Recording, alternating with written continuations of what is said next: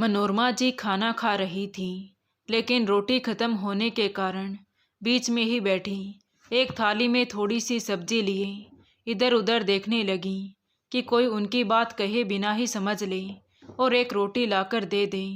पास में बैठा छोटा बेटा सुमित उनकी बात समझ गया था, मगर फिर भी खामोश रहा, क्योंकि घर में किसी की भी इतनी हिम्मत नहीं थी कि बड़ी बहू के होते हुए खुद से कोई खाना ले ले।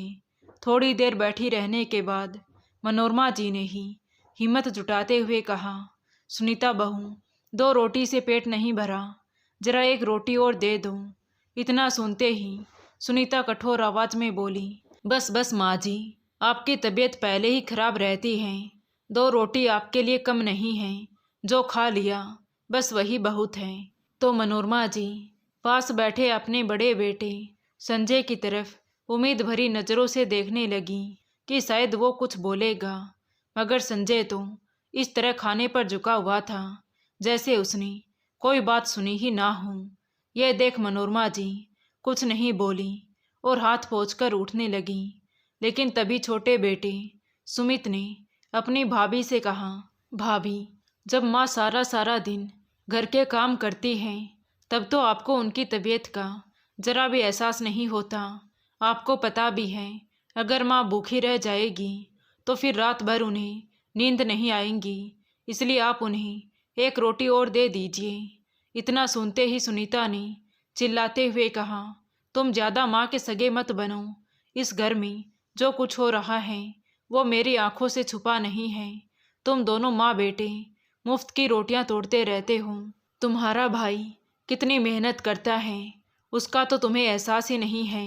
तुम अभी तक नौकरी ढूंढने में नाकाम रहे हो, पहले कुछ काम कर लो, फिर बड़ी बड़ी बातें करना, ना काम के ना काज के, दुश्मन अनाज के। भाभी की बातें सुनकर सुमित को बुरा तो बहुत लगा, लेकिन फिर भी खामोश ही रहा। उसने अपनी माँ की तरफ देखा तो मनोरमा जी भी नम आँखों से उसे ही देख रही थी। उससे अपनी माँ की भूख बर्दाश्त नहीं हुई, इसलिए उसने अपनी थाली में से एक रोटी उठाकर मनोरमा जी की थाली में रखते हुए कहा, माँ, आप ये रोटी खा लो, आज मैं एक रोटी ही खाऊंगा। यह देखकर सुनीता और गुस्सा हो गई और मनोरमा जी की थाली से वो एक रोटी उठाकर फर्श पर फेंकते हुए बोली, तुम्हें मेरी बात समझ में नहीं आई? जब मैंने कहा कि और खाना नहीं देना तो मतलब नहीं देना, अब रहो तुम भी भूखे। बड़े आए थे माँ के चमचे। यह देख सुमित की आंखों में भी आंसू आ गए। उसने अपनी भाभी से कहा, भाभी, आप में तो इंसानियत नाम की कोई चीज़ ही नहीं है।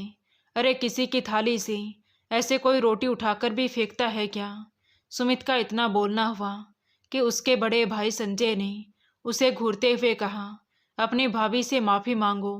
भैया, जब तक भाभी माँ के साथ नाइंसाफ़ी कर रही थी तब तक तो आप बिल्कुल गूंगे बहरे बनकर बैठे हुए थे, और अब अचानक से आपको एहसास हो गया कि कुछ गलत हो रहा है। आप कितने जोरों के गुलाम हो गए हो, आपको अपनी माँ का कुछ ख्याल ही नहीं है। सुमित का इतना कहना हुआ कि संजय ने उठकर एक जोरदार तमाचा सुमित के गाल पर जड़ दिया और बोला, मैंने बहुत सह लिया तुम्हारी बदतमीजी को, अब तुम्हारे लिए यही बेहतर है कि यहाँ से निकल जाऊँ, नहीं तो मुझसे बुरा कोई नहीं होगा। सही कहा भैया आपने, आपसे बुरा तो कोई हो भी नहीं सकता। जो चुपचाप बैठा बैठा अपनी माँ का अपमान होते हुए देख रहा हो, उससे बुरा इंसान और क्या हो सकता है। इतना सुनते ही संजय ने सुमित के गाल पर एक थप्पड़ और जड़ दिया और उसे धक्के मारकर घर से बाहर निकाल दिया। ये देख सुमित सन खड़ा रह गया। उसे इन सब की उम्मीद बिल्कुल भी नहीं थी। मनोरमा जी भी चुपचाप खड़ी सब देख रही थी। उसने हिम्मत करते हुए कहा, संजय बेटा, तुम्हें क्या हो गया है? तुम अपने भाई को यूँ घर से नहीं निकाल सकते हो। ये घर उसका भी है, तुम दोनों का बराबर हिस्सा है इस घर में। तो संजय ने गुस्से से कहा, माँ, अगर आपको अपने बेटे की इतनी ही चिंता है तो आप भी उसके साथ ही चली जाओ। कहते हुए संजय ने अपनी माँ को भी धक्का देकर घर से बाहर निकाल दिया। अब तो सुमित के लिए और मुश्किल हो गया था। उसे अपनी बिल्कुल भी परवाह नहीं थी। वो तो कहीं भी रह सकता था, सड़कों पर भी रात गुजार सकता था, मगर अपनी माँ को कहाँ रखेगा? इस बात को लेकर वो बहुत घबरा रहा था। उसने मनोरमा जी से कहा, माँ, आपको यूं घर छोड़कर नहीं आना चाहिए। वो आपके स्वर्गीय पति का घर है, आप वहीं पर रहती। मैं अब आपको कहाँ लेकर भटकता फिरूंगा? मेरे पास तो रहने के लिए कोई जगह भी नहीं है। सुमित की बात सुनकर मनोरमा जी की आंखें भर आई। उसने कहा, तुम चिंता ना करो बेटा, तुम्हारे साथ तुम्हारी माँ है, भगवान जरूर कोई चमत्कार करेगा। तभी सुमित को ख्याल आया कि क्यों ना अपने दोस्त के घर चला जाऊं, और फिर कोई छोटी मोटी नौकरी मिल जाएगी तो एक किराए का घर देखकर माँ को वहां लेकर चला जाऊंगा, वरना अभी माँ को लेकर कहाँ भटकता फिरूंगा। यही सोचकर सुमित अपनी माँ को लेकर अपने एक दोस्त के घर चला गया। दोस्त भी उसकी मजबूरी समझ गया था, इसलिए उन्हें अपने घर में आसरा दे दिया। सुमित ने उससे कहा, मुझे यहाँ सिर्फ 2 दिन के लिए आसरा दे दो, फिर मैं चला जाऊंगा। कोई बात नहीं सुमित, मैं तेरा दोस्त हूँ, तुम माँ जी के साथ आए हो, जब तक चाहे यहाँ रह सकते हो। सुमित समझ रहा था कि उसके दोस्त ने उसे रहने के लिए तो बोल दिया है, लेकिन वो भी उनकी तरह गरीबी में जी रहा था, इसलिए उनका खर्चा ज़्यादा दिन तक नहीं उठा पाएगा। और फिर सुमित भी किसी पर बोझ नहीं बनना चाहता था, इसलिए अपनी माँ को वहीं छोड़कर सुबह सवेरे उठकर नौकरी की तलाश में निकल गया। पर पूरे दिन भर भटकने के बाद भी उसे कोई नौकरी हाथ नहीं लगी। अगले दिन भी यही हाल रहा। तो अब सुमित उलझन में आ गया और घबरा गया कि क्या करूं। उसने अपने दोस्त से 2 दिन का वक्त मांगा था, मगर अब उसे उनके घर आए हुए 2 दिन तो हो चुके थे, फिर भी नौकरी नहीं मिल रही थी। तीसरे दिन सुमित ये सोचकर घर से निकल गया कि आज आखिरी बार नौकरी देखने जा रहा हूँ। अगर मिलेगी तो ठीक है, नहीं तो अपनी माँ को लेकर दोस्त के घर से निकल जाऊंगा। आगे जो भगवान को मंजूर होगा वही होगा, सोचते हुए सुमित नौकरी की तलाश में फिर से निकल गया। दोपहर हो गई, मगर फिर भी उसे कोई अच्छा जवाब नहीं मिल रहा था। थक हार कर सुमित सड़क के किनारे बैठ गया। तभी उसकी नज़र दीवार पर चिपके कागज पर गई, जिस पर लिखा हुआ था कि एक अस्पताल में एक चपरासी की ज़रूरत है, तनख्वाह 6,000 और रहने का इंतजाम फ्री। ये पढ़कर सुमित की आंखों में आंसू आ गए। उसने खुद से कहा, सुमित, ये नौकरी तुम्हारे लिए नहीं है। तुमने तो MBA किया हुआ है, तो क्या अब तू एक चपरासी की नौकरी करेगा? उसका दिल खून के आंसू रोने लगा, लेकिन तभी माँ का चेहरा आंखों के सामने घूम गया और फिर बिना कुछ सोचे समझे ही वो वहाँ से उठ खड़ा हुआ और उस पते पर जा पहुँचा जहाँ चपरासी की ज़रूरत थी। वहाँ पहुँचकर सुमित ने अस्पताल के स्टाफ से कहा कि वो चपरासी की नौकरी के लिए आया है, तो सब लोग हैरानी से उसकी तरफ देखने लगे, क्योंकि शकल सूरत से सुमित अच्छे घर का लग रहा था। पर उन्होंने कुछ नहीं कहा और उसे इंटरव्यू के लिए डॉक्टर के पास भेज दिया। जब डॉक्टर ने सुमित की फाइल देखी तो वो भी हैरान रह गया और कहने लगा, तुमने तो MBA किया हुआ है और तुम एक चपरासी की नौकरी करना चाहते हो। ये नौकरी तो उन लोगों के लिए है जो अनपढ़ होते हैं और अपनी मेहनत से रोजी रोटी कमाना चाहते हैं। मुझे बताओ कि तुम ये काम क्यों करना चाहते हो? यह सुनकर सुमित की आंखों में आंसू आ गए। उसने कहा, मैं बहुत ज़्यादा मजबूर हूँ। बहुत ही जगह पर इंटरव्यू देने गया, मगर कुछ भी हाथ नहीं लगा। मुझे इस समय नौकरी की सख्त ज़रूरत है, फिर चाहे वो एक चपरासी की नौकरी ही क्यों ना हो। उसकी मजबूरी समझकर डॉक्टर ने भी उसे चपरासी की नौकरी दे दी और अस्पताल के पीछे बने फ्लैट में से एक फ्लैट भी उसे रहने के लिए दे दिया। सुमित को समझ नहीं आ रहा था कि ये उसके लिए खुशी का मौका है या फिर उदासी का। खैर जो भी था, वो घर आया और अपने दोस्त का शुक्रिया अदा करते हुए बोला, तुमने इस मुश्किल समय में मेरा साथ दिया और मुझे अपने घर में रहने की जगह दी, इसलिए आपका बहुत बहुत धन्यवाद। लेकिन अब मैं अपनी माँ को यहाँ से लेकर जा रहा हूँ, क्योंकि मुझे एक अस्पताल में नौकरी मिल गई है। ये सुनते ही सुमित के दोस्त ने हंसते हुए कहा, तुम मुझे बेवकूफ़ मत बनाओ।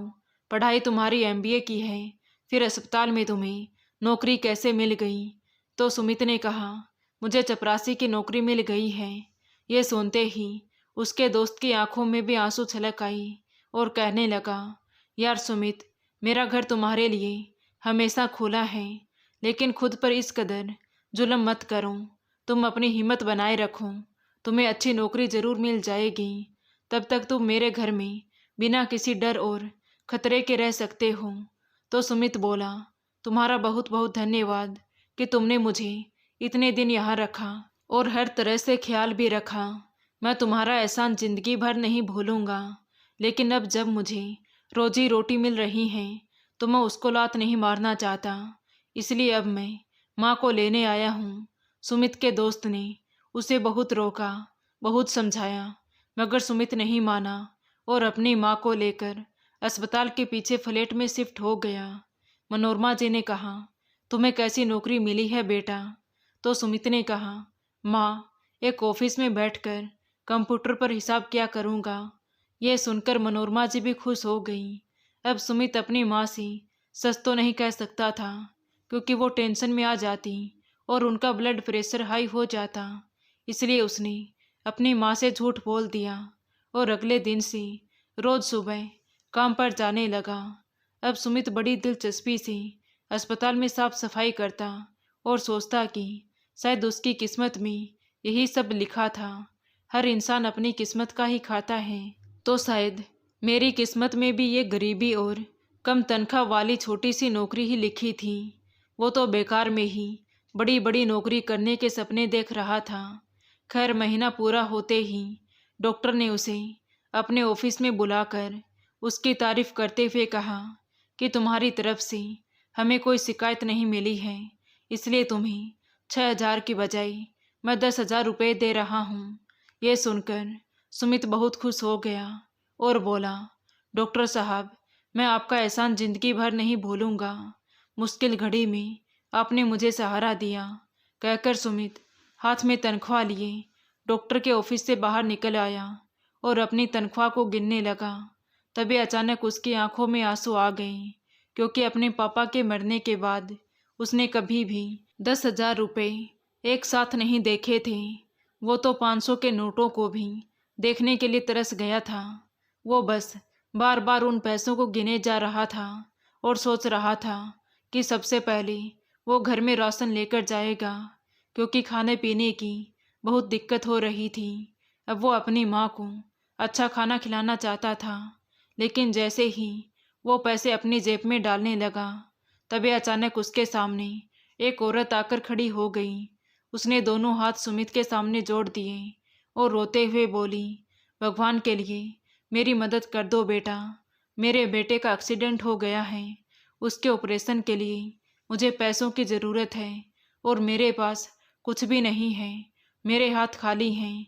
अगर मैं ये कहूँ कि भगवान के अलावा कोई मेरे बच्चे की ज़िंदगी बचा सकता है तो वो पैसे ही हैं। बिना पैसों के मेरा बेटा बच नहीं सकता। उस औरत के चेहरे पर इस कदर बेबसी देखकर सुमित का दिल बैठ गया।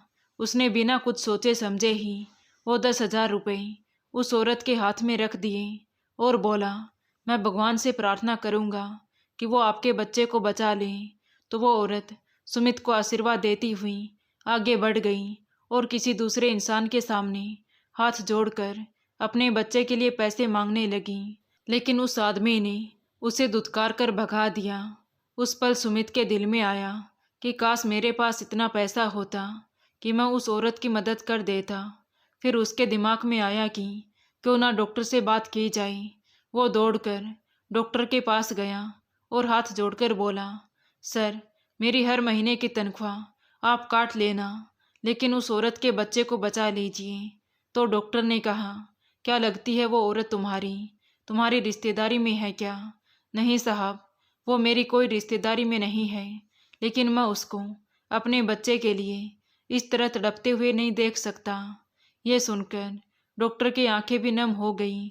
उसने कहा, खुद के पास खाने के लिए खाना नहीं है और दूसरों की मदद करना चाहता है। सर, हम किसी की मदद करेंगे तो हमारी मदद ऊपर वाला करेगा। इसलिए सर, आप मेरी तनख्वाह काट कर उस बच्चे को बचा लीजिए। तो डॉक्टर ने भी हाँ में सिर हिला दिया और तुरंत बच्चे का इलाज शुरू कर दिया। ये देख सुमित को बहुत खुशी मिली। वो दौड़कर उस औरत के पास गया और बोला, चिंता मत करो, डॉक्टर साहब ने आपके बच्चे का इलाज शुरू कर दिया है, लेकिन मैंने तो पैसे भी जमा नहीं करवाए, फिर इलाज कैसे शुरू हो गया? उस औरत ने रोते हुए कहा। तो सुमित बोला, मैंने डॉक्टर साहब से बात की है, वो आपके बच्चे का इलाज शुरू करने के लिए तैयार हो गए हैं। इतना सुनते ही वो औरत सुमित के पैरों में गिरकर रोने लगी। भगवान तुम्हें इसके बदले बहुत बड़ा फल देगा, भगवान करे कि तुम करोड़पति बन जाओ। उस औरत की दुआ सुनकर सुमित हंसने लगा और आगे बढ़ते हुए सोचने लगा कि करोड़पति बनना तो बहुत दूर की बात है, अब तो उसे 2 वक्त के ढंग की रोटी खाना भी उसके नसीब में नहीं लग रहा था, क्योंकि आज उसे जो तनख्वाह मिली थी वो भी उसने उस औरत को दे दी और अगले 5-7 महीने तक मिलने वाली तनख्वाह के लिए भी उसने डॉक्टर को मना कर दिया। ये सब सोचते हुए सुमित घर आ गया तो मनोरमा जी उसी के इंतजार में बैठी थी और कहने लगी, बेटा क्या लेकर आए हो? तो सुमित की नज़रें शर्म से झुक गईं, मगर उसने माँ को झूठी तसल्ली देते हुए कहा, माँ मुझे तनख्वाह आज नहीं मिली, कल मिल जाएगी, आप परेशान ना हो। तो मनोरमा जी ने उसकी तरफ देखा और सूखी रोटी अचार के साथ खाने लगी। ये देख उसका दिल टूट गया, मगर वो भी क्या कर सकता था। वो खाना खाए बिना ही बिस्तर पर लेट गया। तो मनोरमा जी ने कहा, बेटा चिंता ना करो, भगवान हमें बहुत कुछ देगा, तुम खाना तो खा लो। तो सुमित ने कहा, माँ ये झूठी तसल्ली ना दिया करो, भगवान हमें कुछ नहीं देगा, हम दोनों यूं ही जिंदगी गुजार देंगे। नहीं बेटा, ऐसा नहीं कहते, भगवान के घर देर है अंधेर नहीं। वो बातें कर ही रहे थे कि तभी घर के दरवाजे पर किसी की दस्तक हुई। सुमित ने जाकर दरवाज़ा खोला तो सामने 2 आदमी खड़े थे। सुमित ने कहा, आप लोग कौन हैं? मैं आपको नहीं जानता। तो उनमें से एक आदमी ने कहा, चिंता ना करो, आप हमें नहीं जानते, मगर हम आपको बहुत अच्छे तरीके से जानते हैं। कहते हुए उसने सुमित को एक चाबी और कुछ कागज हाथ पर रख दिए और बोला, ये आपके लिए एक सरप्राइज है, आप घर जाकर आराम से बैठकर इस खत को पढ़ना। ये कहकर वो लोग वहाँ से चले गए। सुमित भी ये सब देखकर हैरान था। वो घर के अंदर आया तो मनोरमा जी ने कहा, बेटा कौन था दरवाजे पर और आपके हाथ में ये क्या है? तो सुमित ने चिंतित स्वर में कहा, पता नहीं माँ, 2 अनजान आदमी मुझे ये पेपर देकर गए हैं और बोल रहे थे कि तुम्हारे लिए एक बड़ा सरप्राइज है। मुझे खुद इस बात का नहीं पता कि इसमें क्या लिखा है, अभी देखता हूँ। कहते हुए सुमित ने वो कागज़ खोला और पढ़ने लगा तो उसमें लिखा था, मिस्टर सुमित, मैंने आज तुम्हें सिटी हॉस्पिटल में देखा था। तुम वहाँ एक चपरासी की नौकरी कर रहे हो, मगर तुमने आज तनख्वाह मिलते ही एक गरीब औरत की मदद की और फिर डॉक्टर के सामने गिड़गिड़ा कर उस औरत की मदद के लिए हाथ फैलाए। जब मैंने ये सब कुछ देखा तो मैं बहुत ही प्रभावित हुआ। मैंने सोचा कि तुम्हारे बारे में जानकारी हासिल करनी चाहिए। जब मैंने डॉक्टर से पूछा तो मुझे पता चला कि तुम एक पढ़े लिखे नौजवान हो, मगर तुम्हारे भाई ने तुम्हें घर से निकाल दिया है और इसीलिए तुम एक चपरासी की हैसियत से नौकरी कर रहे हो। कल शाम तुम इस पते पर पहुंच जाना, तुम्हारे लिए एक बहुत बड़ा सरप्राइज है और तभी तुम्हें पता चलेगा कि ये चाबियां किस चीज़ की हैं। खत पढ़ते ही सुमित गहरी सोच में डूब गया कि उसको इस तरह से बुलाने वाला कौन हो सकता है। उसे डर भी लग रहा था, क्योंकि आजकल तो फ्रॉड बहुत ही आम हो चुका था। तभी मनोरमा जी कहने लगी, सुमित, खत में ऐसा क्या लिखा है कि तुम उसे पढ़कर एकदम परेशान हो गए? तो सुमित ने उन्हें सारी बातें बताई, जिसे सुनकर मनोरमा जी भी घबरा गई और कहने लगी, नहीं नहीं बेटा, तुम्हें कोई ज़रूरत नहीं है किसी भी जगह पर जाने की, चुपचाप अपनी नौकरी करते रहो। फिर अपने बेटे के सिर पर हाथ रखते हुए बोली, अच्छा तो आज तुम्हें तनख्वाह मिल गई थी, लेकिन तुमने वो एक औरत को दे दी। ये सुनते ही सुमित को लगा कि माँ अभी डांटेगी। मगर मनोरमा जी ने उसका माथा सहलाते हुए कहा, मुझे अपने बेटे पर गर्व है। आज तुमने सचमुच मुझे दिल से खुश कर दिया। मैं हमेशा यही समझती थी कि शायद मेरी परवरिश में ही कोई कमी रह गई थी, जो तुम्हारे भाई ने हमारे साथ इतना घटिया बिहेव किया। मगर आज मुझे इस बात की तसल्ली हो गई है कि मेरी परवरिश में कोई कमी नहीं थी। ये तो संजय और उसकी पत्नी सुनीता की नीयत ही ऐसी थी। भगवान का शुक्र है कि मेरा एक बेटा तो गरीब लोगों की मदद करना जानता है। अपनी माँ की बातें सुनकर सुमित भी मुस्कुरा कर सो गया और अगले दिन सुबह उठकर अपने काम पर चला गया। उसका इरादा नहीं था कि वो उस पते पर जाए, क्योंकि सुमित को डर लग रहा था कि अगर उन लोगों ने उसके साथ कुछ गलत किया तो उसकी माँ का क्या होगा। वो अस्पताल में सफाई कर रहा था, मगर उसका ध्यान तो बार बार उस खत की तरफ जा रहा था।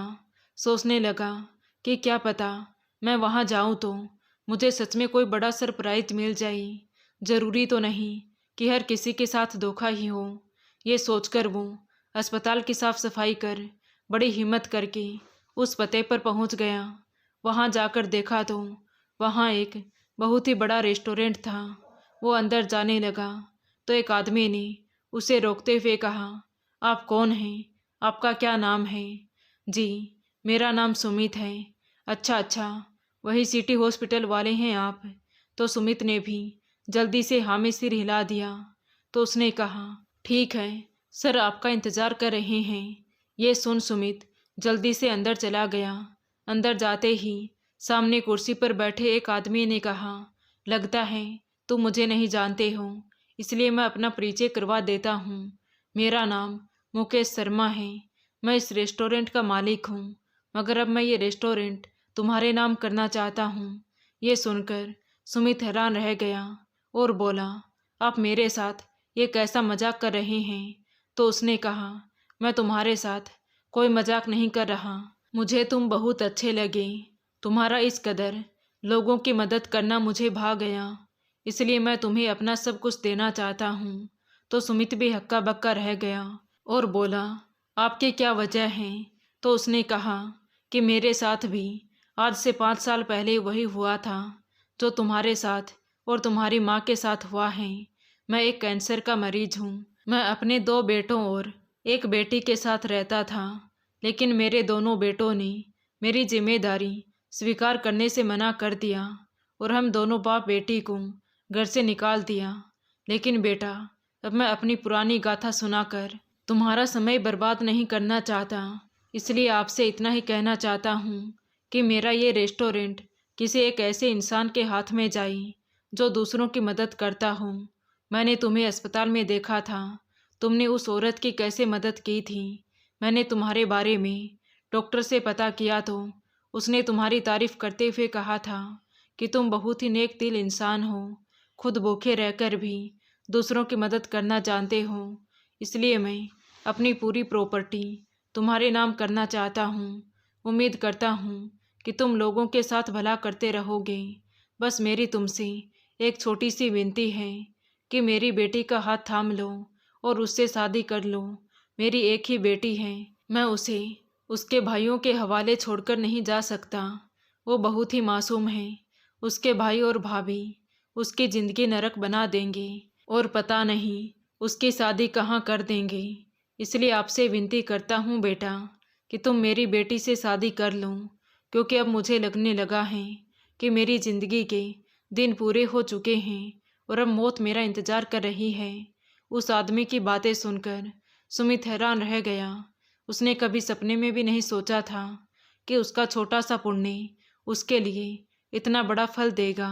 उसने सोचा इसीलिए हमें गरीब लोगों की मदद कर देनी चाहिए, क्योंकि क्या पता भगवान किस रूप में आकर हमारी मदद कर दें। उसने तो बस थोड़ी सी मदद की थी और भगवान ने उसे 1 करोड़ की प्रॉपर्टी का मालिक बना दिया। ये देख सुमित की आंखें नम हो आई। तभी सामने बैठे मुकेश शर्मा ने कहा, क्या हुआ बेटा, क्या सोचने लगी?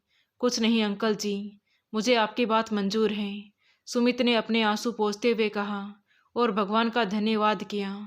उसे आज पता चला कि ये सच है कि दूसरों की मदद करने से दिल को भी सुकून मिलता है और भगवान भी खुश होते हैं।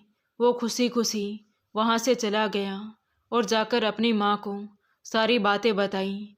तो मनोरमा जी की खुशी का भी कोई ठिकाना नहीं था, क्योंकि एक साथ दो दो खुशी मिल रही थी, बेटे की नौकरी भी और शादी भी। कुछ दिनों बाद मुकेश जी ने सुमित की शादी अपनी बेटी प्रिया के साथ करवा दी और अपना फ्लैट भी सुमित के नाम कर दिया। तब सुमित भी अपनी माँ को लेकर उनके पास ही आ गया और चारों लोग एक साथ एक ही घर में रहने लगे। समय अपनी गति से चलता रहा। धीरे धीरे सुमित उस रेस्टोरेंट को संभालने के काबिल हो चुका था। जब वो बॉस की सीट पर बैठा तो ये देखकर हैरान रह गया कि मैनेजर की लाइन में उसका भाई संजय भी खड़ा था। संजय भी सुमित को बॉस की सीट पर बैठा देखकर हैरान रह गया। कुछ देर बाद जब सुमित अपने ऑफिस में गया तो उसका भाई भी उसके पीछे पीछे आ गया और बोला, सुमित ये सब कैसे हुआ? तो सुमित ने कहा, मैं आपका बॉस हूँ, इसलिए मुझे सुमित कहने की ज़रूरत नहीं है। ये सुनकर संजय का मुंह लटक गया और कहने लगा, मैं तुम्हारा बड़ा भाई हूँ, इसलिए अब पुरानी बातों को भुला दो और दोनों भाई एक साथ मिलकर तरक्की करेंगे। तो सुमित ने गुस्से से कहा, आज मुझे बॉस की सीट पर देखकर तरक्की की बात कर रहे हो, वरना मुझे और माँ को धक्के मारकर घर से निकाल दिया था। लेकिन ये तो समय समय की बात है। उस दिन तुम्हारा समय था और आज मेरा समय है, पर मैं तुम्हें धक्के मारकर यहाँ से नहीं निकालूंगा। इसलिए यहाँ नौकरी करना चाहते हो तो चुपचाप मेरे ऑफिस से बाहर चले जाओ। उसकी बातें सुनकर सुमित घबरा गया और चुपचाप वहाँ से चला गया। उसके जाने के बाद सुमित सोचने लगा कि ये तो सारी भगवान की लीला है। कोई हमें घर से निकाल देता है, लेकिन वक्त बदलते ही वो हमारे पैरों में गिरने को तैयार हो जाता है। इसीलिए भगवान के सामने रहकर हमें कभी किसी चीज़ का घमंड नहीं करना चाहिए और हमेशा गरीब लोगों की मदद करनी चाहिए। तो दोस्तों, आपको ये कहानी कैसी लगी कमेंट करके ज़रूर बताएं। कहानी अच्छी लगी हो तो प्लीज़ वीडियो को लाइक करें, शेयर करें और हमारे चैनल कहानी विद देवांशी को सब्सक्राइब ज़रूर करें। Thank you.